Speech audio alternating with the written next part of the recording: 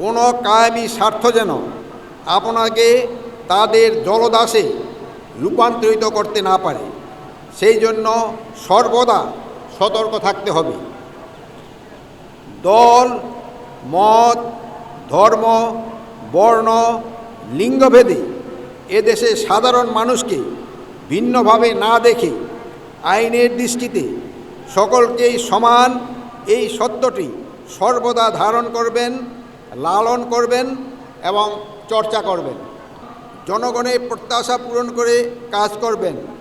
জনসম্পৃক্ততা বাড়িয়ে চুরি, ডাকাতি, গুম, খুন, রাহাজানি, মাদকসহ সমাজের সকল অপরাধ নির্মূলে কাজ করতে হবে। জনসেবা ও কাজের মাধ্যমে বাস্তবিক অর্থেই নিজেদেরকে জনবান্ধব হিসাবে প্রমাণ করতে হবে। প্রিয় শিক্ষানবিশ সহকারী পুলিশ সুপারবৃন্দ, বর্তমান যুগ তথ্য ও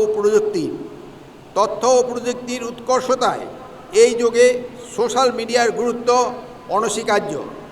সামাজিক যোগাযোগ মাধ্যম যেমন আমাদের জীবনকে সহজ করেছে, তেমনি এটি আমাদের পেশাগত ও ব্যক্তিগত জীবনের উপরও গভীর প্রভাব ফেলেছে। একজন সরকারি কর্মকর্তা হিসাবে সামাজিক যোগাযোগ মাধ্যম ব্যবহারে আপনাদের বিশেষ দায়িত্বশীল হতে হবে। সামাজিক যোগাযোগ মাধ্যমে আপনাদের উপস্থিতি যেন সব সময় পেশাদার হয়।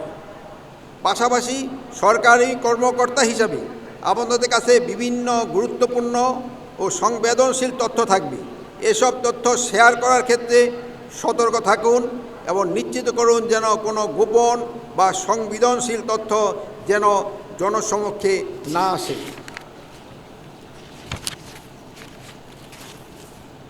প্রিয় নবীন কর্মকর্তাবৃন্দ, আজ আপনাদের এই 16 মাসব্যাপী মৌলিক প্রশিক্ষণের শেষ দিন। প্রশিক্ষণের এই যাত্রায় সহায়তা প্রদানকারী প্রশিক্ষকগণ সহ সংশ্লিষ্ট সকলকেই ধন্যবাদ জানাচ্ছি। আজ থেকে আপনারা সুপ্রশিক্ষিত এক ঝাঁক মেধাবী চৌখুশ পুলিশ অফিসার হিসাবে মাঠ পর্যায়ে সরাসরি আইনের শাসন প্রতিষ্ঠায় নাগরিক সেবায় আত্মনিয়োগ করতে যাচ্ছেন। আপনাদের এই নূতন কর্মজীবনের সার্বিক সাফল্য ও উজ্জ্বল ভবিষ্যৎ কামনা করছি।